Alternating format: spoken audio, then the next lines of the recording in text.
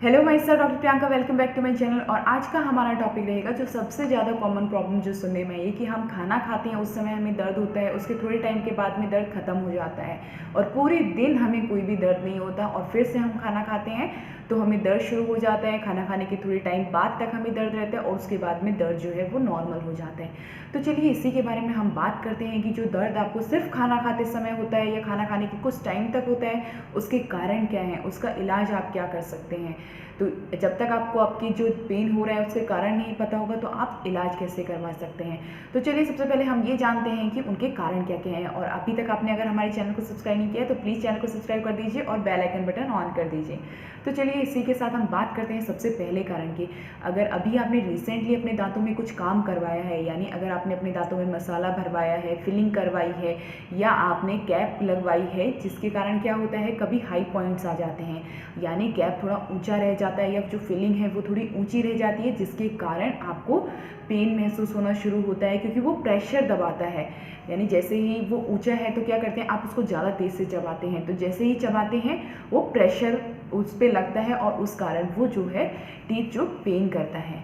दूसरे कारण के बारे में अगर हम बात करें तो वो हो सकता है कि आपकी जो कैविटी है, यानी दांत में अगर सड़न लगी है, कीड़ा लगा है, बट उसमें पूरे दिन कोई पेन नहीं है, बट आप जैसे ही खाना खाते हो तो उसमें खाना फंस जाता है। जैसे ही खाना फंसता है तो खाना जो है वो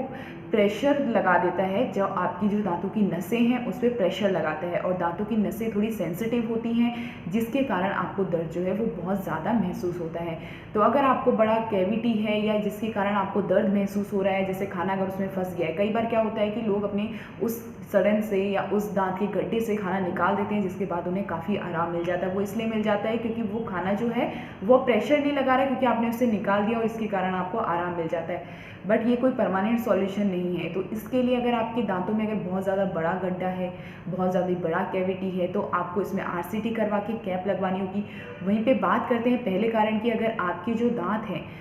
उसमें फिलिंग थोड़ी हाई है या फिर आपने जो कैप लगाई है उसमें हाई पॉइंट्स हैं, तो उसे आप रिड्यूस करवा सकते हैं उसी डेंटिस्ट के पास जाके जहाँ से आपने कैप या फिलिंग करवाई है।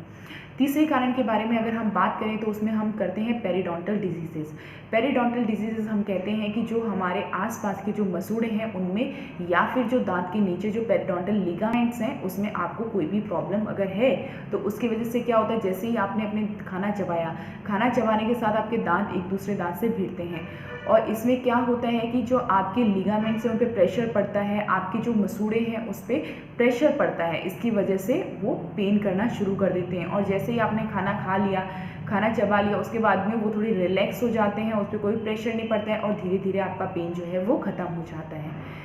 चौथे कारण के बारे में अगर हम बात करें तो वो हो सकता है कि आपके जो मसूड़े हैं उस पर अगर आपकी कोई भी इन्फ्लेमेशन है, कोई भी सूजन है, तो उस कारण से क्या होता है आपने दांतों पे प्रेशर लगाया, जिससे आपके जो आसपास के जो मसूड़े हैं वो बहुत ज़्यादा प्रेशर फील करते हैं, बहुत ज़्यादा उसमें पेन होता है क्योंकि ऑलरेडी वो काफ़ी इन्फ्लेम्ड है, सूजे हुए हैं। मगर आप किसी भी सूजन पे अगर प्रेशर लगाते हो तो वो दर्द तो ज़रूर करता है। अब अगर हम नेक्स्ट कारण की बात करें तो उसमें हम करते हैं अगर आपके दांतों के नीचे मवाद बन गई है या दांतों के नीचे कुछ सूजन है, तो उसमें क्या होता है आप जैसे ही खाना खाते हो, चबाते हो, तो जो जड़ के नीचे जो सूजन है वो क्या करती है कि वापस दांत पे प्रेशर लगाती है, क्योंकि वो जो सूजन है वो हड्डी के अंदर होती है। दांत एक हड्डी के अंदर फिक्स होता है, एक सॉकेट के अंदर होता है, तो जो नीचे जो पस बनता है, जो सूजन आती है, वो भी हड्डी और दांत के बीच में आती है। तो जिसके कारण क्या होता है जैसे ही आपने खाना चबाया तो वो क्या होता है, वो जो सूजन है, जो आपके सिस्ट या स्वेलिंग बनी हुई है, वो वापस दांत पे प्रेशर लगाती है, जिसके कारण आपका जो दांत है वो दर्द करता है। नेक्स्ट कारण की अगर हम बात करें तो आपकी अगर गम रिसेशन है, यानी अगर आपके दांतों की जड़ें दिख रही हैं, तो उसमें क्या होता है आप कुछ भी अगर ठंडा गर्म या ऐसी कुछ भी चीज़ें खाएंगे तो दांतों की जो जड़ें होती हैं उसमें सेंसिटिविटी बहुत ज़्यादा होती है। तो जैसे अगर आप ठंडा गर्म कुछ खाते हैं तो उस दांत में ज़रूर आपको पेन महसूस हो सकता है, सेंसिटिविटी हो सकती है, ऐसे बहुत सारे कारण देखने को मिले हैं। अब हम बात करते हैं इसके ट्रीटमेंट के बारे में। तो सबसे पहले क्या होता है कि आपको इसका डायग्नोसिस करवाना होता है, यानी जिसमें आपका पता किया जाता है कि आपकी एक ही दांत में दर्द है वो किस रीज़न से है, यानी दांत में गड्ढा है, सूजन है, या फिर आपके पेरिडोंटल लिगामेंट्स में कोई प्रॉब्लम है, या आपके मसूड़ों में कोई दिक्कत है जिसके कारण आपको बहुत ज़्यादा दर्द हो रहा है, या आपके दांतों के नीचे सूजन है। तो ये सारी चीज़ों में पता किया जाता है कि आपके कौन से कारण की वजह से आपके दांतों में दर्द हो रहा है, और उसी के अकॉर्डिंग फिर आपका ट्रीटमेंट डिसाइड किया जाता है। इन सारी चीज़ों का ट्रीटमेंट अवेलेबल है। अगर आपके साथ ऐसी प्रॉब्लम है, या फिर अगर आप सोचते हैं कि सिर्फ खाना खाते समय ही दर्द होता है, उसके बाद आराम मिल जाता है, तो आप इस दर्द को भूल जाते हो